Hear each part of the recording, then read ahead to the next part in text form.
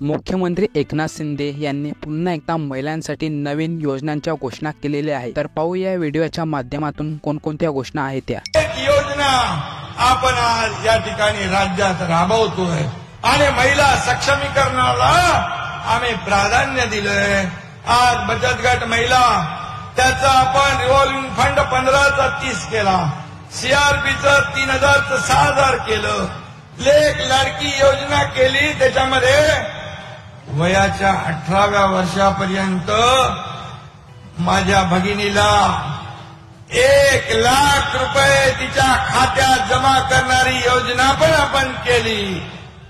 शिक्षणासाठी या मुलींना देखील 100% फी माफ करण्याचा निर्णय आपल्या सरकारने घेतला।